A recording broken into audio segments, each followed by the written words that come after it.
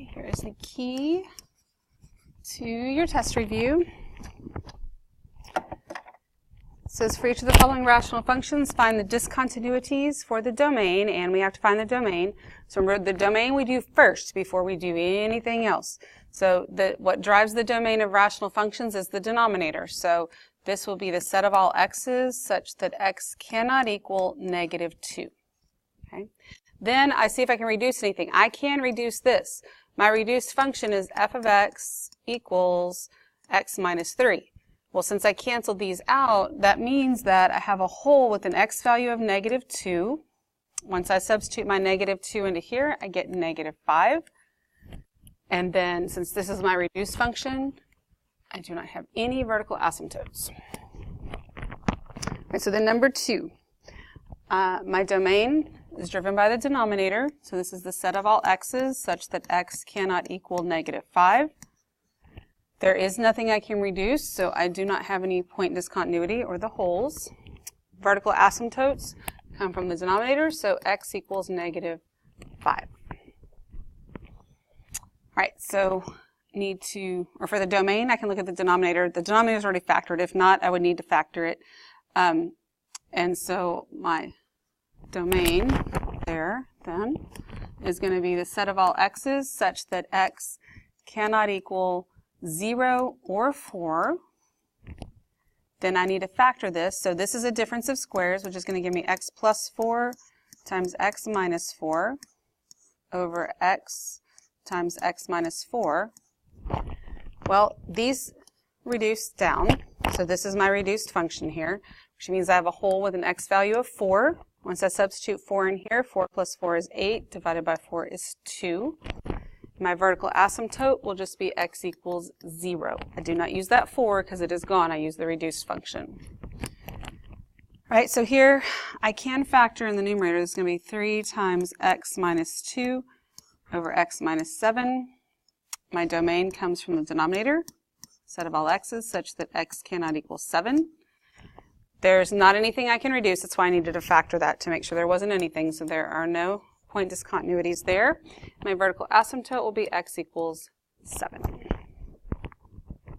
right, so then the next part. For each of the following rational functions, find the end behavior. So we're only looking for horizontal and slant asymptotes here, which means I don't need to factor here. It's fine that it's not. It's actually better that it's not. This here is tied in degree. Therefore, it's just the ratio of the leading coefficients. So y equals 3/4. If I have one, I cannot have the other. Here, the numerator is one greater in degree than the denominator. So I'm dividing by x here. I can use synthetic division. Okay, so this is 0, right? Or like x minus 0. So what's happening there? So if I use 0 out here, and this is 3, 2, and -5, I bring down the 3. 3 times 0 is 0. Bring down the 2. And then 0 times 2 is 0, and the -5, and I don't even care about my remainder.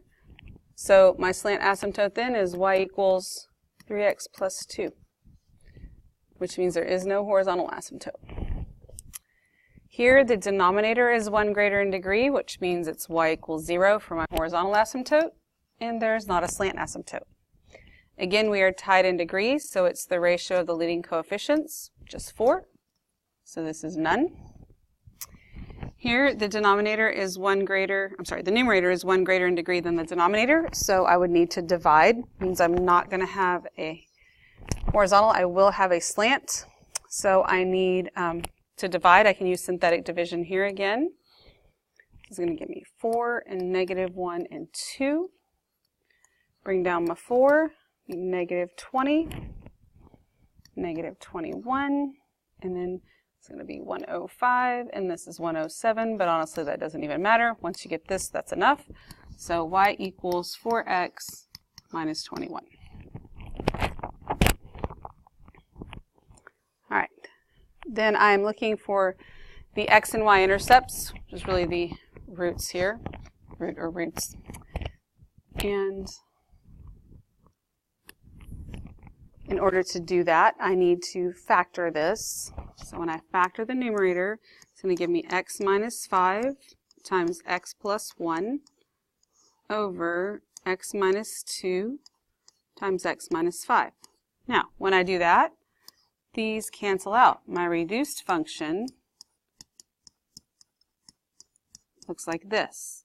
The only thing you do before you reduce is domain. So when I'm looking for the roots, 5 does not count. This is where my roots come from, and negative 1 is my only option there. My y-intercept, if I substitute in 0 for the x's, they'll give me a negative 1/2, 0, negative 1/2.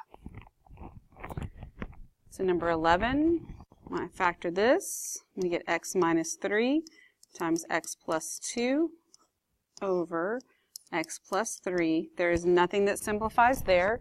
So my roots are negative 2 and 3. My y-intercept is easier to get from here because if I zero all those out, it's going to give me negative 2. So 0, negative 2. Here I need to factor the denominator. So this is going to give me x minus 3 over, well, can I factor this? Actually doesn't factor, which means I'm going to have to put it into like the quadratic formula, but I don't need that because I don't need anything out of the denominator. What this does tell me is since I can't factor this, then I'm not going to be able to cancel anything out. So I know I don't have any holes because whatever it is, x minus 3 won't be one of the factors. So my roots just come from the numerator there, and that's going to be 3.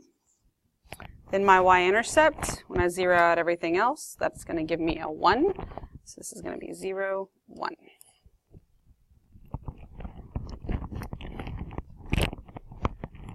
Alrighty, on the back. So we are going to graph. So let's find the following data. It's nice that this is already factored for me. And I don't have anything that I can reduce out, so there is no point discontinuity. My roots come from the numerator, so that's negative 5 and 2. Vertical asymptotes come from the denominator, x equals 1. There is no multiplicity, so there is no tangency or togetherness.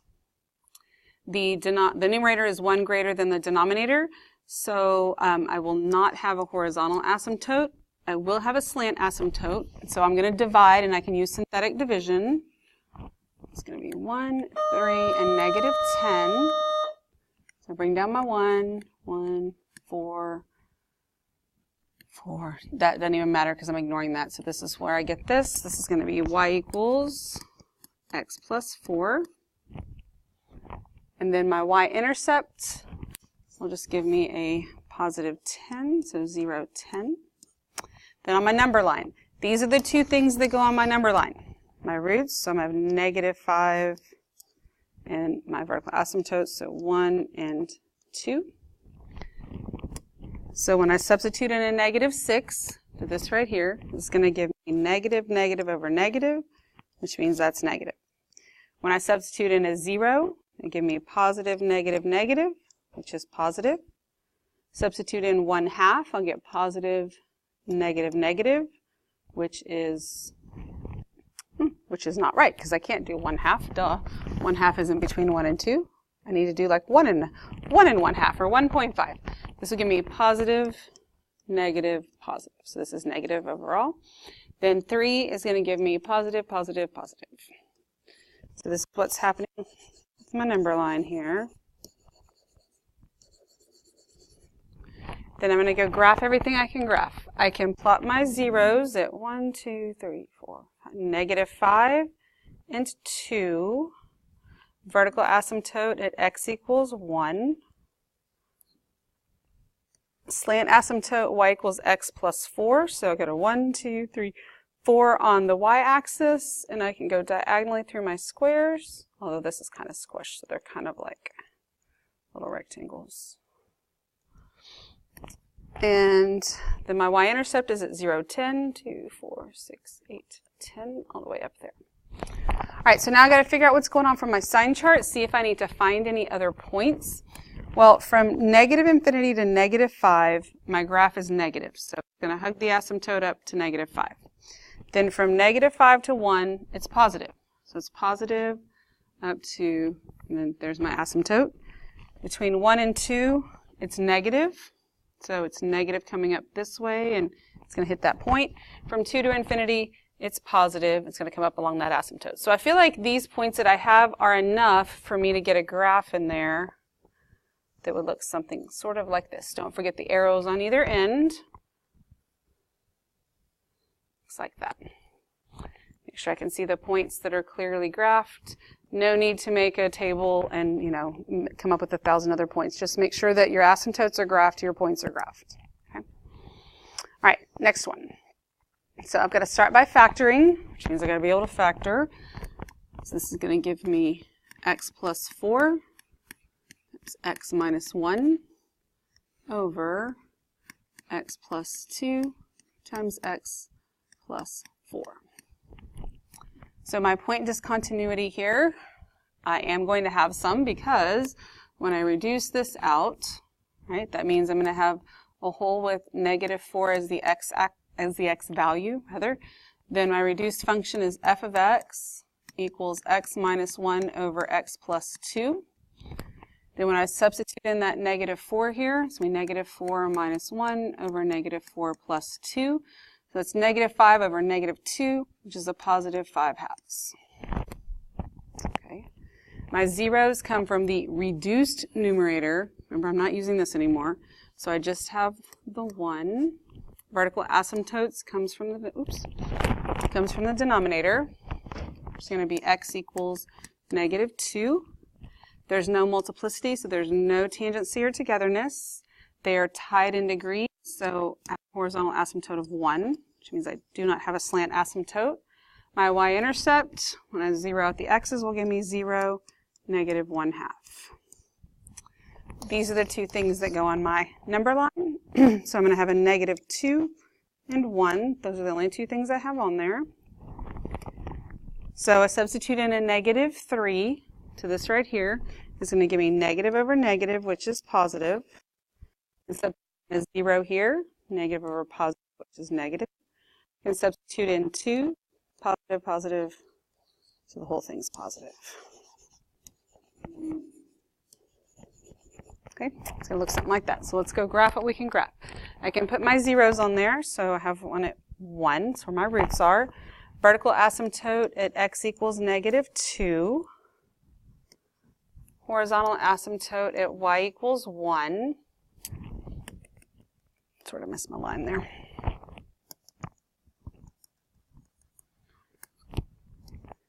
And y-intercept at 0, negative 1/2. Okay. So when I go over here to look at what is happening with my signs, from negative infinity to negative 2, negative infinity to negative 2, my graph is positive. So it's all up here, but I don't have any points up here. Okay, so let's do that. When you find these points, you have to have a little table for me. Even if there's just one point that you're finding, don't just have random numbers everywhere. I'm going to substitute something in right on the other side, so I'll choose negative 3. So when I substitute negative 3 into here, it's going to give me negative 3 minus 1 over negative 3 plus 2. It's going to give me negative 4 over negative 1, which is just a positive 4. Okay.